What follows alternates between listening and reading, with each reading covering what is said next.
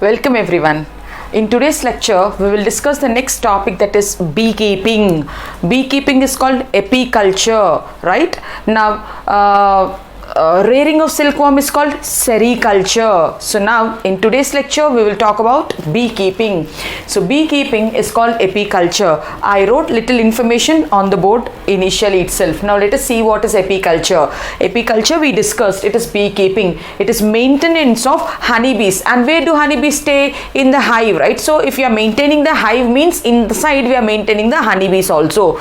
And why do we maintain honeybees? So we extract products from them. What's the main product? Honey, and the other product is wax also. So maintenance of the hive and the honeybees, okay, for the production of honey is called as apiculture, right children? And apiculture, it doesn't come under modern technology or what we have been using in the modern days. It's an old age cottage industry. It is an old age cottage industry, means it is there from long time onwards, right? Honey has been used in Ayurveda medicines and all. From that time itself they know how to rear honeybees and how to extract honey from them. So that's the meaning. They're telling that beekeeping is an old age cottage industry, right?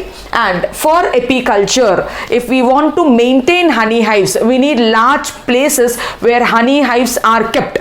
The place where honey hive is kept is called apiaries. We can also call them as bee farms. It is a large place where we grow the honeybees. It is called as an apiary or it's called as bee farm. So they are established scientifically. So we need to establish scientifically. We need to think scientifically where we have to rear the honeybees. If it is a highly polluted area where no plantation is there, where angiosperms are not there, flowering plants are not there, there if you keep honey hive, so how long the honeybee has to travel to collect the honey, right?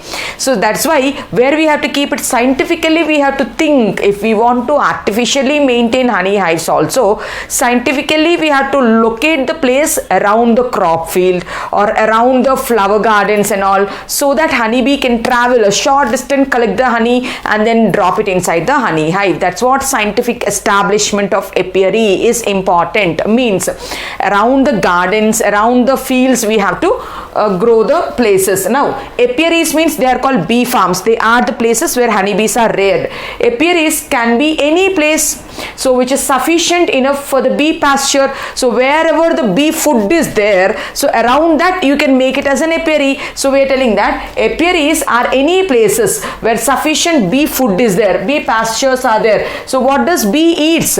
Wild shrubs, flowering plants they are. In that honey will be there. Edible pollens will be there. Bee feeds on the edible pollens and the honey and the nectar, right? So sufficient places where wild shrubs are there, fruits are fertilized flowers, right? So where fruits are there, orchids, ornamental flowers. If flowers are there, bee can easily get attracted, and of course the flower at the ovary, it has nectary glands. So from there it will collect the honey. And commercial crop plants also, in commercial crop plants also flowers will be there, and from there the honeybee can collect the things. So we are telling apiaries where we have to keep in the places where wild shrubs are there, fruits are there, orchids are there, and commercial crops are grown. Now Khadi Village Industries Commission and Indian Council of Agricultural Research are making efforts to raise commercial production of honey and its products. Now KVIC, Khadi Village Industries Commission, and next one is Indian Council of Agricultural Research they are working on to make the honey production commercially, so that we can obtain many products from this cultivation. Now if we come to the hierarchy of honeybees, to which kingdom it belongs to which phylum it belongs to, which class it belongs to, what are the genus and what is the species name, I just wrote the hierarchy here. We all of us know that the honeybee comes under the kingdom called Animalia. It belongs to a phylum called Arthropoda. It belongs to a class Insecta. It belongs to order. So these three are not new for us. Kingdom anyone will tell. Animals come under the kingdom called Animalia. Phylum anyone will tell. This honeybee is an insect. Insect belongs to a phylum called Arthropoda. They have jointed legs, right? Poda means leg, arthro means jointed legs. And class, we all of us know, like insects belong to a class called Insecta. It's the largest class in animal kingdom. Now it belongs to the order. This this you need to remember, children. Honeybee belongs to order Hymenoptera. Pronounce with me. Honeybees belong to an order Hymenoptera. Family Apidae. Family of honeybee is called Apidae. It belongs to the genus Apis. It belongs to the species Indica. The domesticated Indian honeybee is called Apis indica. Apis is the genus name, Indica is the species name. Understood, children? So we have seen the hierarchy of the honeybee also. Now around India there are 4 types of honeybee species which are available. Around India 4 types of honeybee species are available. What are they? One is called as Apis flora. Second one is called as Apis indica. Third one is called as Apis dorsata. Fourth one is called Apis mellifera. Come on, tell me, what are the 4 types of honeybee species which are available in various parts of India? One is Apis flora. Apis flora is called little bee. Second one is Apis indica. It's an Indian bee. It's a domesticated bee and it's the most common type of bee which is available in India. The third one is called Apis dorsata. It's called rock bee. Apis dorsata is called rock bee. The fourth one is Apis mellifera. It's an Italian bee. It's a European bee. So it's an exotic breed then, right? So, and that is a commercial bee. Last one, Apis mellifera. It's an Italian breed. It's an European bee. And this is coming under commercial bee cultivation, right, children? And honeybee comes under social insect. It's a colonial insect. Many live together in a colony. So it is social insect, it is colonial, and it is polymorphic. We know that in a hive one queen will be there, sterile worker bees will be there, and males, drones are there. So 3 types are there. So it's polymorphic. Many forms are there. So honeybee is a social insect, it's a colonial insect, and it is a polymorphic insect.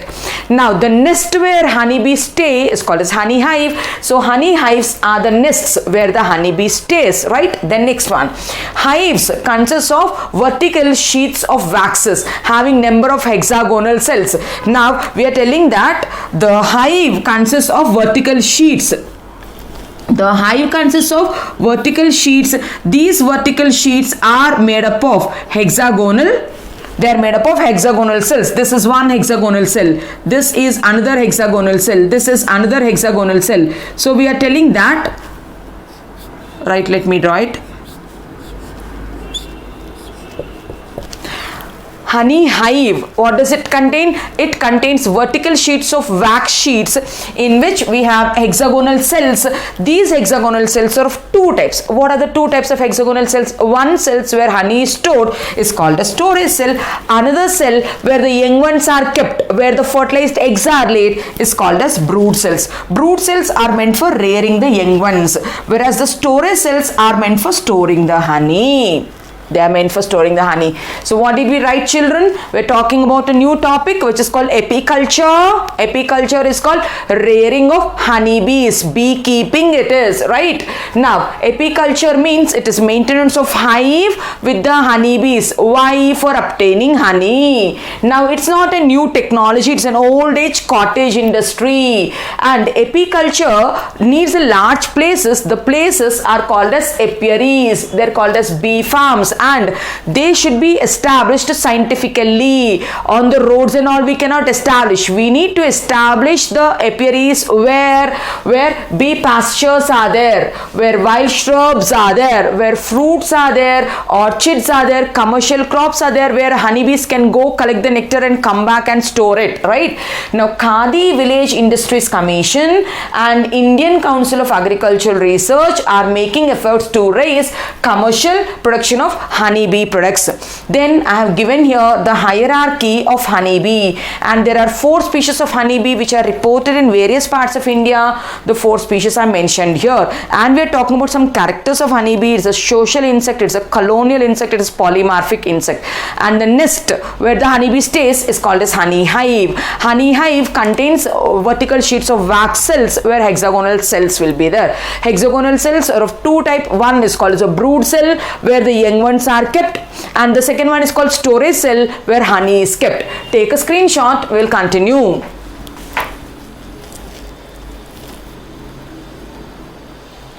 Right, now let us talk about the 3 types of honeybees, right? We know two types, right? One is male, other one is female. And what are we talking about? Three types of honeybees are there. Let us see. Whenever you have time, you have to watch the nature and you will get amazed to see the variations, to see the changes, what is happening around us, right? Now come on. Let's talk about the three types of honey bees.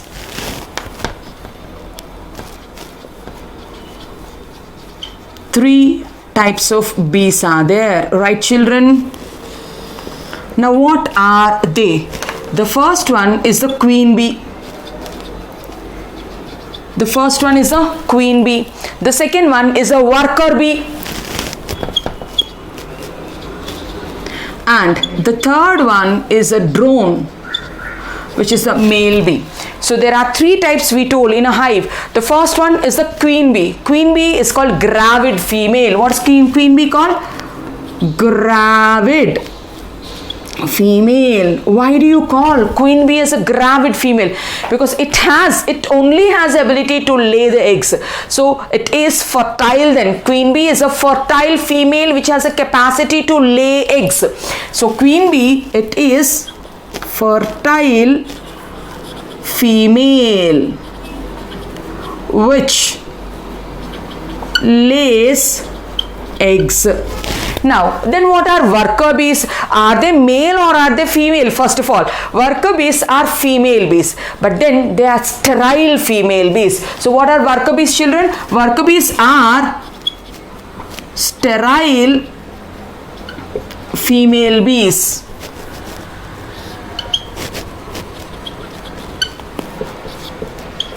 Worker bees are sterile female bees. They don't have an ability to lay the eggs, right? So worker bees are sterile female bees, cannot produce eggs. They cannot produce eggs. Now, queen bee and worker bee both are females, right? Whereas drone, it is a male bee. What is drone? Drone is a male honeybee. Drone is a male honeybee. And one more interesting thing to tell about this honeybee is honeybees have haplodiploid method of sex determination. Honeybee exhibits haplodiploid method of sex determination, means the males are haploid, the females are diploid. So drone, the male honeybee, is haploid in genome, whereas worker bee is diploid. Queen bee is also diploid. Now, when will the diploid condition comes? When the sperm fuses with the egg, then diploid condition will come. So, haploid condition where only one gamete is there, that is haploid condition, means males are produced without fertilization.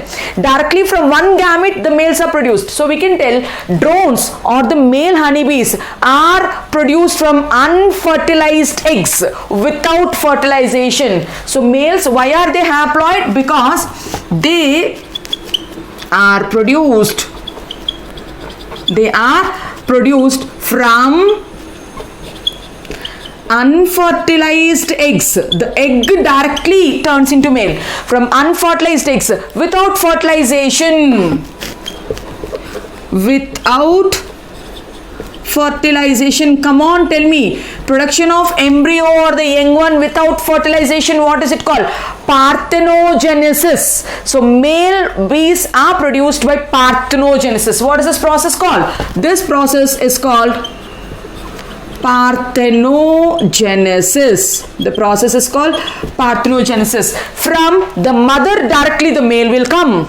From the mother directly the male will come. For the production of male honeybee, father's role is not there. Sperm is not involved here. So that is why we tell like the male bees don't have fathers, don't have sons. Now here the son came directly from the unfertilized egg, right? So father is not involved. So we tell that male bees do not have fathers. They don't have fathers and do not have sons. They don't have sons also, but they have grandfathers they have grandfathers and grandsons. They have grandfathers and grandsons. Mother's father is grandfather. So females are produced by fertilization, right? Fertilization means sperm fusing with the egg. So male honeybees are produced unfertilized, right? Parthenogenetically means sperm involvement is not there. So that is why they don't have father, they can't give rise to son. So they have grandfathers and they have grandsons. Since male honeybee is produced directly from female egg, so it is haploid. Now talk about queen bee and worker bee. We are telling they are produced after fertilization. So queen bee is produced from fertilized egg, and that is why it is diploid. And worker bee is also produced from fertilized egg only. Worker bee is also produced from fertilized egg only. That is why worker bee is also diploid. But then again, both are produced by fertilized eggs only. But then why one is queen, why other became worker? Why one is fertile and why the other one is sterile? Means the queen bee will feed on royal jelly, whereas worker bee feeds on nectar only. The queen bee, it feeds on royal jelly, whereas the worker bee feeds on diluted nectar, so that's why it will become sterile. Worker bee, it feeds on nectar and it becomes sterile. Worker bee becomes sterile, whereas queen bee becomes fertile, right children? So these are the three types of bees. One is queen bee, the other one is worker bee, other one is drones. Now what is the purpose of the male bee here? So we call it as a nuptial flight. Nuptial flight means it's an act of mating of the queen bee with the male bees, right? So in the nuptial flight, the queen goes and collect all the sperms in their spermatheca. The queen bee during the nuptial flight, it will collect the sperms from the male bee, and where it will store the sperms in the spermatheca of the queen. The sperms are stored, and then the queen come back to the hive, and in the hive it will sit and it will lay the eggs. So we call it an internal fertilization. Sperm fuses with the egg inside the female body, and then it will deposit the fertilized eggs in the hive. So the queen bee, what it will do? During nuptial flight, the queen receives, right? During the nuptial, during the mating flight, the queen receives sperms from males. It receives sperms from males and stores it. Where does it store? And stores in the spermatheca. It will store in the spermatheca. In its spermathecal sacs, it will store the sperms. Afterwards, what it will do? So it will fertilize the eggs. The eggs gets fertilized with these sperms, and the fertilized eggs are laid in the hexagonal cells. They are laid in the hexagonal cells of the hive, honey hive. Now, then the male honeybee, the queen bee, will lay this fertilized eggs in the hexagonal hive. It will go and lay the eggs. So, this is a hexagonal hive if we see.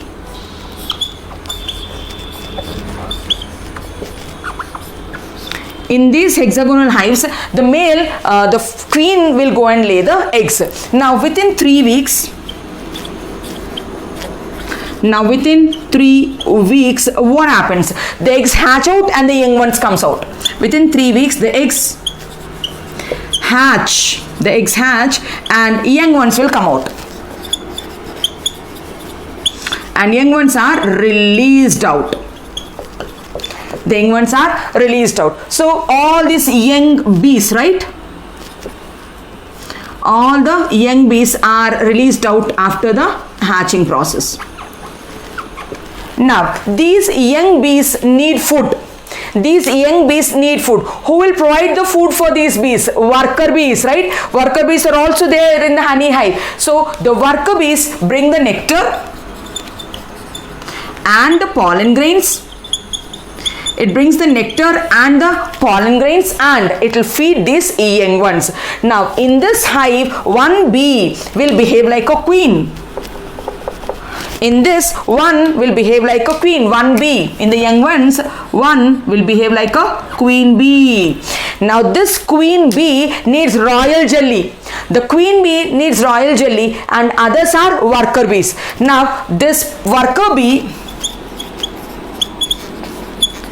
the worker bee, from the hypopharyngeal glands, it secretes the royal honey. This worker bee, from its hypopharyngeal glands, the worker bee from its hypopharyngeal glands will secrete royal jelly. It will secrete royal jelly and gives that royal jelly to the young queen. Now what is the composition of this royal jelly? Royal jelly contains 12.5% of protein in it. See, very good amount of protein to nourish the queen, and it contains 11% of sugar in it, instant source of sugar, and it contains 5% of fat. So all the nutrients are there in the royal jelly. What is there? Honey, sugar is there, protein is there, fat is there. So then the queen will get nourishment quick. Whereas the other bees, the other bees will turn into workers. They are fed on nectar and pollen grains. What did we see on the board? Just let's have a recall of it. We were telling there are three types of bee. One is called gravid female. Gravid female means which have an ability to lay the eggs. Means it is a fertile female. It is called queen bee. In one hive, only one queen will be there. The queen bee is first type. Worker bee, second type. Drone, third type of honeybee. Queen bee is called gravid female. It is a fertile female which will lay the eggs. Worker bee is a sterile female, cannot produce the eggs. But queen and worker bee both are females. Queen and worker bee. This is gravid female. Worker bee is also sterile female. Female bees are produced by fertilized eggs. When egg comes and fuses with the sperm, then only female will come. So that is why the sex determination is diploid, right? Now from fertilized eggs they will come, but the queen is feeding on royal jelly. So that is why it will turn up into a queen. In one hive only one queen will be there. So when one queen is getting nourishment, see this act here. When one queen is getting nourishment, this queen doesn't want the other ones to turn into queens. This queen will from the mandibular glands, it secretes pheromones. What does it secrete? The queen will secrete pheromones. These pheromones, anti-queen substances. So these anti-queen substances will be identified by the worker bee, and then it will not provide that royal jelly to the other bees. The one queen bee, after it is formed, it secretes pheromones from the mandibular glands. These pheromones will be is an indication for the worker bee to not to feed the other bees on the royal jelly. Then the other bees will be fed on nectar and pollen grains, and they become sterile only, right? So now next one is worker bee. It is diploid. It develops from fertilized eggs. And worker bee, what is the role of the worker bee? To maintain the hive is the first role of the worker bee. To nourish the young one is the next role of worker bee, and to do all the duties, to nurse the duties of the queen is the third duty of the worker bee. So to nourish the young ones, to nourish the queen, and to collect the nectars, pollen grains, acting as a protective role. It has sting glands also. It secretes bee poison. So if any bee is biting us, and if it is painful, if the bee poison went, means it is worker bee only. It has poisonous glands. Okay. So then coming to the drones. Drones, I told, they are male honeybees, and males here are produced without fertilization. Directly from an unfertilized egg, male will come. The process of formation of males without, or the young ones without fertilization, is called parthenogenesis. It's called parthenogenesis. Since the other gamete is not there, they are haploid. So that is why there's a famous phrase like males don't have fathers, they don't have sons, but they have grandfathers and they have grandsons. Now during the nuptial flight, the queen receives the sperms from the males. Nuptial flight is an act of mating between the male bees and the queen bee. So in that flight, the female queen will receive sperms from all the drones, and it will store those sperms in the spermatheca. It comes back to the hive. In the hive, the sperm fuses with the egg. The fertilized eggs are deposited in the hives. After 3 weeks, the eggs will hatch out and the young one will come out, and these young ones are nourished by the worker bees only. The worker bee, from the hypopharyngeal glands, it will secrete royal jelly. This is the composition of the royal jelly, and it will make one queen.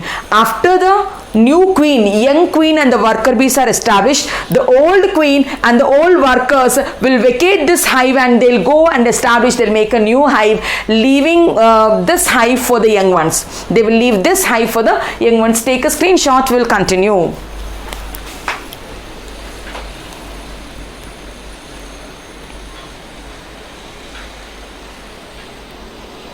Right now, if we have to maintain artificial beekeeping, so much scientific knowledge is not required, right? It is very easy to maintain beehives.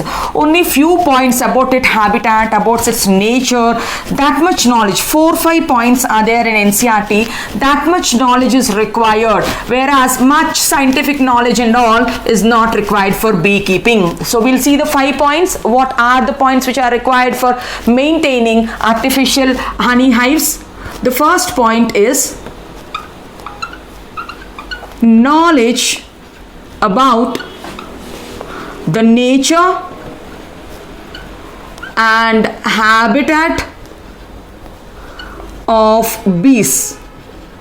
So the person, the breeder, should have the knowledge about the nature and habit of the bee. That's the first point. And selection of suitable locations, right? Apiaries, I told you, near the crop fields and all. Selection of suitable locations for keeping the beehive, that knowledge also the person should have. Selection of places for maintaining beehives. This knowledge also the person should have. The first knowledge, its nature and its habit is required. The second one is the place where we have to keep the apiaries. The person should have knowledge, and the person should catch the swarms, right? The young ones he has to catch, and then only he can keep them in the artificial hives. So catching and storing the swarms, right? Catching and storing the swarms is required.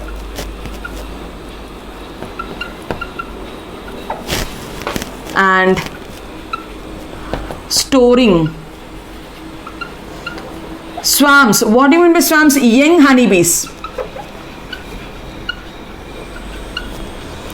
So we are artificially making the honey hives. In that artificial honey hives, you have to bring the honey bees and you have to drop there, right? So we need to have a knowledge about catching and maintaining the swarms, the group of bees. Then we need to know about the management of the bees in different seasons. In rainy seasons, how to take care of the bees. In summer seasons, we need to have knowledge about management of bees in different seasons. So knowledge about management of bees in different seasons. A person should have knowledge about in different seasons. This knowledge also a person requires. Then we can tell handling and collection of the honey. How to collect the honey, how to separate the bee wax is also required. So knowledge about handling and collecting the honey. We need to collect the honey and bee wax also, right? how do we extract bee wax? How do we extract honey? So we need to send the insects far away, then only we can extract the honey. So that is also needed, right? So we should be away from the sting of the worker bees. So what knowledge is required for a person to maintain a beehive? The first person, knowledge about the nature and habit of the bees. The second one, he need to select the places. He need to know like where he has to maintain the apiary. The third one, in the artificial beehive, he has to catch and bring the swarms, and he has to store them, then only they will establish themselves. That knowledge is required. And management of bees in summer, winter, rainy seasons, that knowledge, how to maintain them, is also required. And knowledge about handling, collecting the honey and the bee wax, this is also required. These are the 5 points which they have given in NCERT. A breeder should know all these things. Now coming to the economic importance of beekeeping, we'll see that also. Economic importance. The first and foremost product in beekeeping is honey, right? Now we know that honey is a natural sweetener.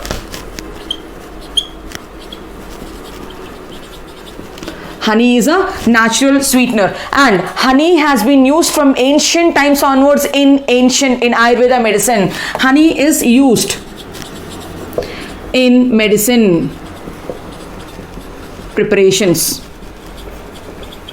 and honey is a laxative, means clear bowel movement. Honey is a laxative. Honey is a blood purifier. It purifies the blood. Okay. Honey is a blood purifier. It is a laxative. It's used in medicinal preparations. It is a natural sweetener. What is the composition of honey? 70 to 80% is water only, right? It contains 70 to 80% is sugar. 17 to 25% is water. It's a thick concentrated one, no? So 70 to 80% is sugar, 17 to 25% is water, 3% it has minerals, 3% it has minerals, and it is rich in vitamins. Right? So where do we use honey? Honey is used as expectorant also. During cough we take honey, so right, it's used as expectorant. It is used as blood purifier. It's used as laxative. It's used in medicinal preparation. It's a natural sweetener, right? And honey has very high nutritive values. See how much sugar is there in it. So it has very high nutritive values. Since honey doesn't contain direct glucose, so it is better than the table sugar. It contains sucrose, right? So honey is always better than the table sugar where direct glucose is there. Direct glucose, so it is an instant sugar and it shoots up in the glucose levels in the blood. So these are the uses of the honey, right? And then this is one product we obtain from the beekeeping. Take a screenshot. We'll continue about the other products also.